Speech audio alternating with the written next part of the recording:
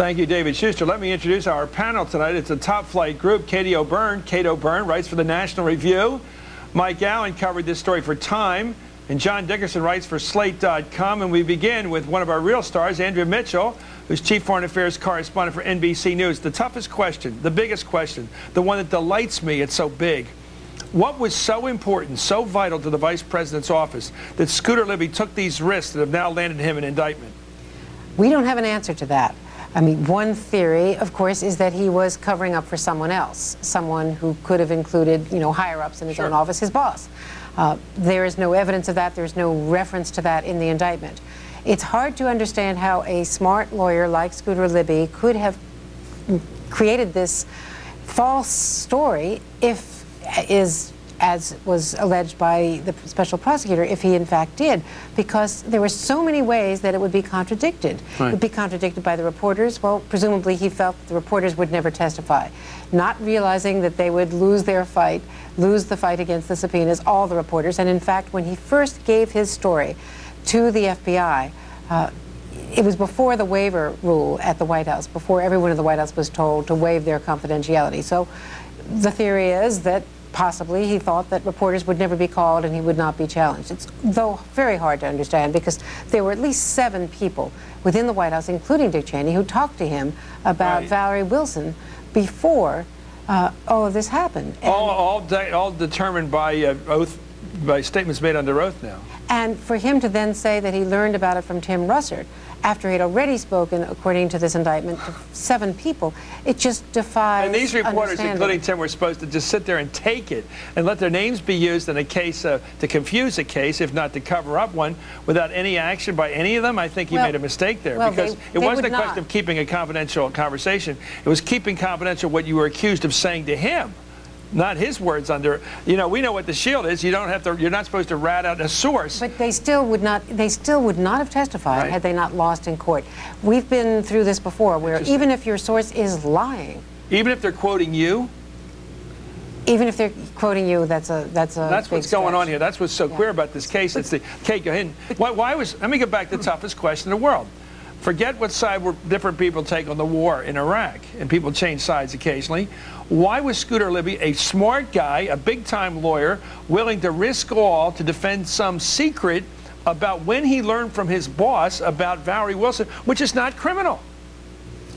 The theory that there must be something big and dark and ominous to get a very smart and veteran Washington aide like Scooter Libby to take these risks is, of course, a question everybody has. Not only were there other people, CIA operative, the Undersecretary of State, others, aware of the fact that and when Scooter Libby learned about Valerie Wilson's employment. Mark Grossman, too. Exactly. And reporters. He also waived all of his privileges, turned over all of his materials, and executed releases for those journalists. And gave a notebook out to the investigators, which says the Vice President just told me in June 23rd of 2003 about this guy. So maybe what it demands of us, who are so puzzled by these facts, maybe what it demands of us is the opposite theory or hypothesis from yours. All right. Maybe Joe Wilson was so insignificant to him.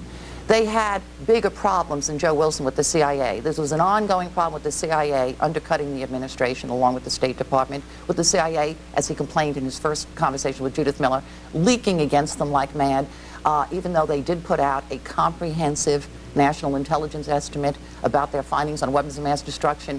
The Vice President's office appeared to be spotting the fact that the CIA was going to try to distance themselves from it. Maybe Joe Wilson, even though he himself thinks the whole White House revolved around him, was such a small piece of their problem with the CIA that it is something Scooter Libby. I can tell you something. I can tell you, from being on this program every night all those weeks, they were obsessed with Joe Wilson. They were obsessed, complaining relentlessly about anybody that even put him on the air. Let me go right now to Mike Allen from Time. Mike, what is the big answer to the big question that anybody out there who's followed this case wants to know? The Perry Mason, the big denouement at the end of the tunnel. Why in hell did this smart guy, admittedly an ideologue, why did he apparently lie? Yeah, Chris, I think it's much simpler than what you're suggesting. And that is, I think Mr. Libby concluded early the same thing that I and a lot of other people did, which was that no crime had been committed in the original transmission of this information. Well, then why not tell the truth? There was no original sin. For a long time, I've said that this was the Seinfeld case, the case about nothing, that the Espionage Act had so many elements that were not met by this set of facts that no one was going to go to jail for this. And I think he concluded that and then was sloppy, and he did exactly what you and I warn our children about, which is you tell one lie, you're going to have to keep telling another. He got on this bizarre okay, what did the vice president, Mike, what did the vice president expect him to do? As they go to work together in the car each day and they compare notes about what they're doing, was the vice president saying to him what you're saying to the parents tell their kids? Now remember, Scooter, little man, you make sure you tell the truth to all these investigators. You make sure you never tell a fib. Or is he telling them, is everything all right on that front? You got us covered on that thing? What kind of lingo do you think went back and forth between those two guys? Well, it's obvious that he took a chance, and of course it makes us wonder what other chances they're taking. And that's the problem with this case, is that it calls a lot of people's credibility into question. And it's why there's going to be so much scrutiny of the vice president's office right now, because even other people in the White House now are wondering, what was going on? Okay, Mike, there? You don't have to guess. You've covered the MO over there. Was he saying, squash this guy like a bug? No. Well, let me ask Mike. I wish I'd been in the car. But what's clear from the... No, Kate says he would not have said that. Well, if there's anybody in this White House who really doesn't much care what the media is saying, there's sort of a competition between the president and vice president. They focus on what they're doing. You're telling me right now to my face that Vice President Cheney did not care about Joe Wilson's charges. I am saying what contradicts your theory about a White House obsessed is what we learned from Patrick Fitzgerald. What did we learn about this obsessed White House with Joe Wilson? That there was in fact no conspiracy to out his wife. That there was no coordinated smear campaign. Well, I don't think those two things are. I don't think I sure do think we learned that.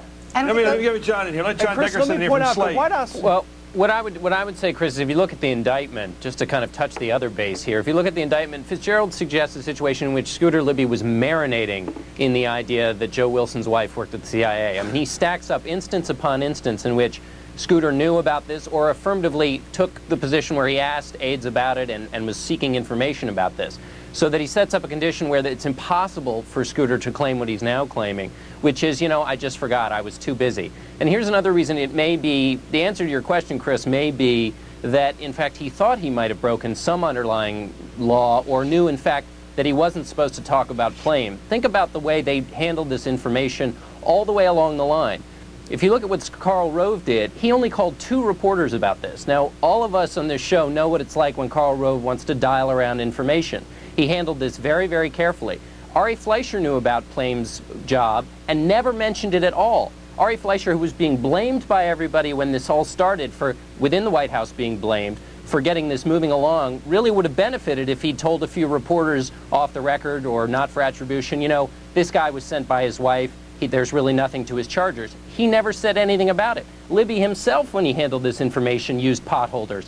He only talked about, well, maybe she works at the CIA. When Cooper talked to him, he said, oh yeah, I'd heard that too. So everybody was handling this information very, very gingerly, and it suggests perhaps that they knew they shouldn't have been talking about it. It also doesn't suggest a huge coordinated smear campaign. You know, guys, wait. Well, I think that there are 2 things that can not necessarily contradict each other. They were, and I was in the middle of it back then, I was covering the 16 words in the Niger issue. Right. They were absolutely obsessed with this issue. But that does not mean that they decided amongst themselves in some sort of conspiracy, which certainly was not in the indictment, we're going to damage this guy, undermine him by outing his wife. Those 2 things can still be taking place. I think they wanted to show that this was not a trip triggered by the vice president's inquiry. It was triggered by somewhere in the belly of the beast over Langley, and they just wanted to separate the vice president at all costs from this. Exactly. And I still think that opens the question of how loyal was Scooter Libby. Maybe his loyalty was total, which is not unusual in Washington. But you have total loyalty to the point he wouldn't admit a single role taken by the vice president here, and that's what got him into trouble. We'll be right back. We'll ask our panel of top Joes more of these big questions. But did the White House mislead America about the war? Are we looking at an MO here that preceded the war, which is not telling the truth, using the media to manipulate us to a war? We'll take that into question when we come back. And the damage wasn't to one person. It wasn't to Valerie Wilson. It was done to all of us.